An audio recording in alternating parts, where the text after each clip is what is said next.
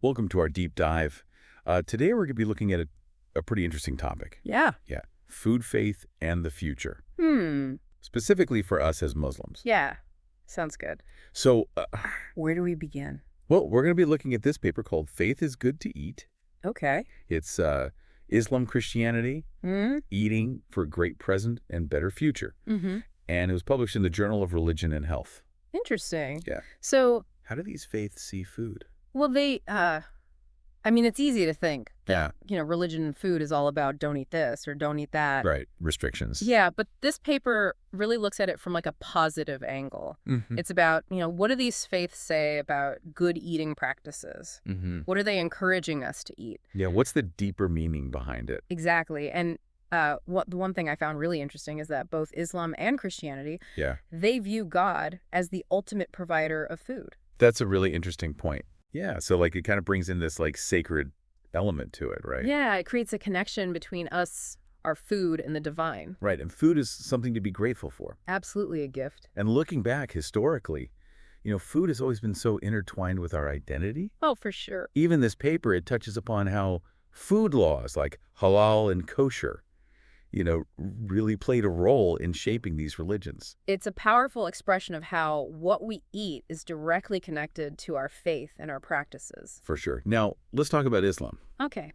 One thing I found really fascinating was this concept of tayyib, Kaib. which it goes beyond just being halal, right? Right. It's not just about what's permissible, but it's about what's good and wholesome and Safe. pure. And safe. Yes, and even ethically sourced. Ethically sourced. It's about the best of the best. So like the quality of the food. Exactly. And what's amazing is this is explicitly emphasized in the Quran.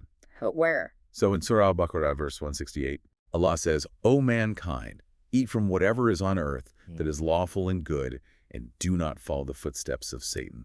Powerful. So right there it's saying lawful and good, Halal and tayyib. halal and tayyib. It's a double emphasis. And there's actually another verse too. Oh, yeah. Surah Al-Ma'idah, Yeah? verse 5. What does it say? It says, this day all good foods have been made lawful, and the food of those who were given the scripture is lawful for you, and your food is lawful for them. So there's this emphasis on choosing good foods. Yeah, it's not just about avoiding what's haram, Right. but it's about seeking out what's actually good for us. It's about taking responsibility for what we consume. The paper gives these everyday examples to kind of show the difference between halal and tayyib, Oh, yeah. Like what? like water versus soda. Okay. Both are halal, Right. but water is clearly the healthier, more tayyib choice. For sure. Or how about a banana versus a candy bar? Okay. Yeah. The banana is naturally sweet, packed with nutrients. It's a real tayyib treat. Right. Compared to that processed candy. Exactly. So it's like moving beyond just, the legalistic understanding Yeah. of our diet. And embracing that wisdom behind it. Right. And choosing foods that actually nourish us on like every level. On every level. Okay. So we've got tayyib, which is like about the quality of our food. Yes. Now there's this other concept called mubarakan. Mubarakan. So this one's really interesting because it comes from that concept of barakah in Islam. Which means divine blessings. Right. So mubarakan is like living a life full of blessings. With an awareness of those blessings. And extending that to everything we do. Including how we eat. Including how we eat. And how we treat the environment. And our responsibilities to our communities. Yeah, we're not just consumers, we're stewards. And I know there's actually a verse in the Quran that talks about that. Which one? It's Surah Al-Farisima, verse 165. Okay. It says, and it is he who has made you successors upon the earth, and has raised some of you above others in degrees of rank, that he may try you through what he has given you. It's saying that we're caretakers of this planet. Right. Our choices have an effect. A ripple effect. On the environment and society. And that's the beauty of Mubarakan. Right. It connects our personal choices to a greater purpose. It's a reminder of our responsibility to act in a way that benefits everyone. So are there any like real life examples of this? Oh, tons. Okay, like what? Well, for example, the Indonesian Council of Ulamas, Okay. they've issued fatwas on environmental protection, Wow. showing how Islamic principles can be applied to things like climate change. That's amazing. And what about those green mosques and Islamic boarding schools? Yeah, I've heard about those. They're actively promoting sustainable practices. So they're really like weaving Mubarakan into their everyday life. Exactly. That's great. And it's not just about the environment, right? No, it extends to our social responsibility as well. Like Well, there's this fascinating example in China Okay.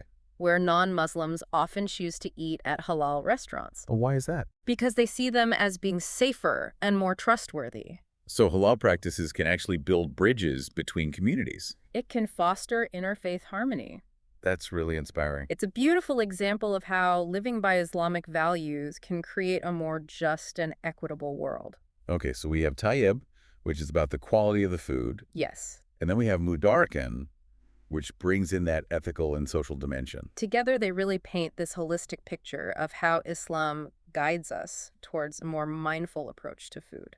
Now, the paper also brings up an interesting point about the halal industry itself. Oh, what's that? It highlights that sometimes the focus on halal certification, Yeah. while important, can maybe overshadow those deeper principles of tayyib and mubarakan. Oh, so we need to go beyond just the label Exactly. We need to understand the values behind it. and make sure that our choices are really reflecting those values. So it's about being more discerning consumers Yeah. and understanding what truly embodies Islamic values when it comes to food. So now that we've kind of explored the Islamic perspective on food, let's shift gears a little bit Okay. and talk about how Christianity views this essential part of life. Right. So in Christianity, food is seen as a gift from God. A gift to be shared and enjoyed with gratitude. So it's about recognizing that connection, That interconnectedness with creation. especially through the act of eating. Yeah.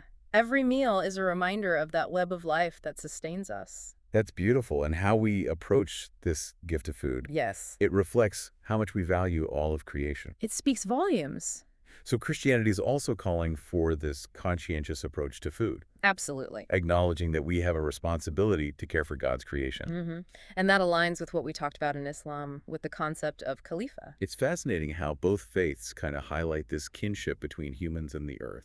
The Bible talks about Adam being formed from the soil, Right. which is like a symbolic representation of that connection. And harming the earth is ultimately harming ourselves. It's a universal truth. So both faiths are kind of converging on this idea Yeah. that we're all part of this intricate ecosystem. And our choices, Including our food choices. they can either harm or heal that balance. Exactly. We have a responsibility. Now, are there any real-world examples of how Christians are putting their faith into action?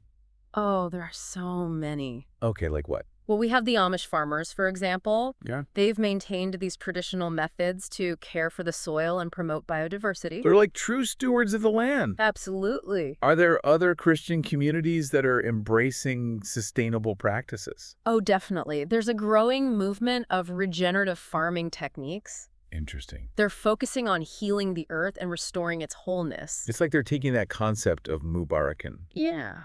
and applying it to their agricultural practices. Such a beautiful parallel. Both faiths are emphasizing that stewardship and care for creation. And it goes beyond just farming.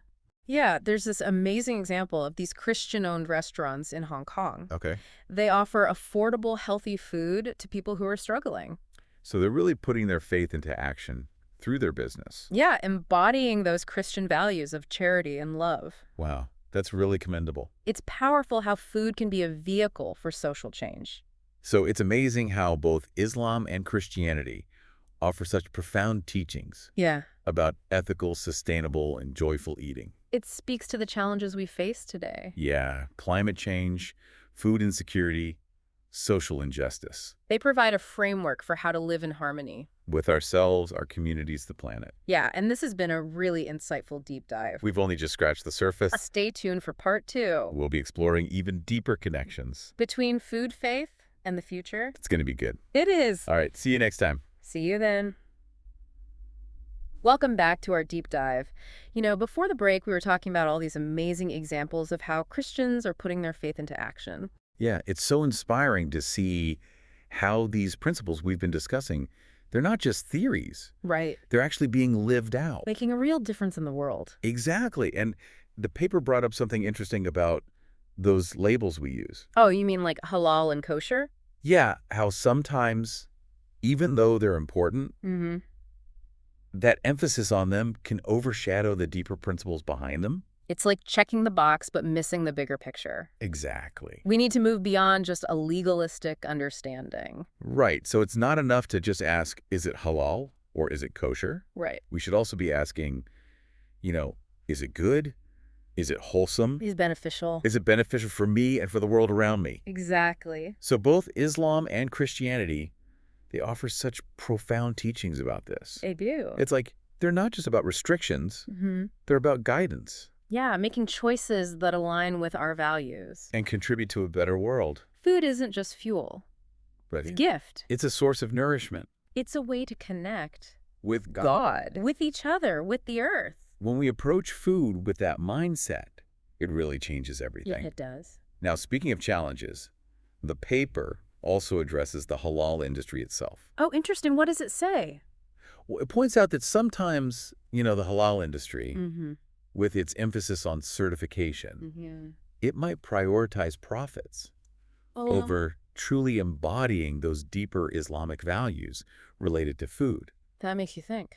It does. It's like we need to be more aware as consumers, Right. not just relying on labels. But really looking at the practices Yeah, and supporting those businesses that are truly committed. to those ethical and sustainable practices. So call to action It is for both consumers and the halal industry itself to uphold those highest standards. of integrity and responsibility. So ultimately, it's about going beyond just halal Right. and embracing that holistic approach. That honors both tayyib and mubarakan. Exactly. Making choices that benefit, Not just ourselves but the entire ummah. and the planet. And that message, it resonates with what the paper highlights about Christianity as well. It does. Both faiths really emphasize that interconnectedness. Yeah. It's not just about what we eat, Right. but how we produce it, how we distribute it Ensuring justice and sustainability. for everyone. So the paper concludes by really driving home this point. Okay? Both Islam and Christianity, they offer us this incredible wisdom About how to eat in a way that's beneficial. on a personal and global scale. And it's not just some ancient wisdom that's irrelevant today No, it's incredibly relevant. to the challenges we're facing right now.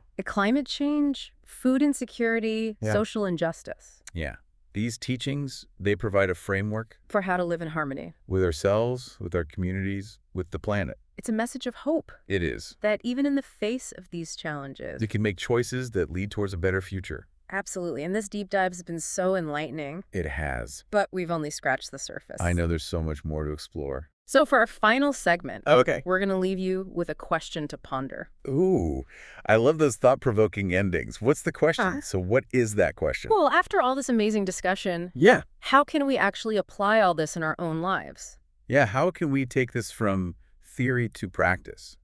Because it's not enough to just know about it, right? We need to actually live it. Exactly. And for me, this paper really challenged me to think beyond just those rules and really try to get that deeper understanding of food and faith. So it's about realizing, how interconnected everything really is. Yeah, and making sure that our choices reflect that. Okay, so what would that look like in our everyday lives? Well, I guess for us as Muslims, it could mean Yeah. really going beyond just checking for that halal label Yeah. and thinking about the tayyib aspects of our food as well. Like choosing foods that are not only permissible, Right. but wholesome, Nutritious. ethically sourced. Yeah, the best of the best. And bringing that concept of mubarakan into our homes. Absolutely. Being mindful of how much we're wasting. Supporting local farmers, maybe. Yeah, and sharing our abundance with those in need. Beautiful. And I think for our Christian listeners out there, Yeah. it might be about seeing food as that gift from God and approaching each meal with that sense of gratitude And reverence. and choosing foods that nourish both the body and soul. And supporting those sustainable and ethical food systems. Yes, and speaking up for food justice. It's about realizing that our choices, Even something as simple as what we put on our plates. yeah, It has a ripple effect. it affects the world around us. So by making these conscious decisions, We're contributing to a better future, more just. more sustainable, more harmonious for everyone. Wow, this deep dive has been quite a journey.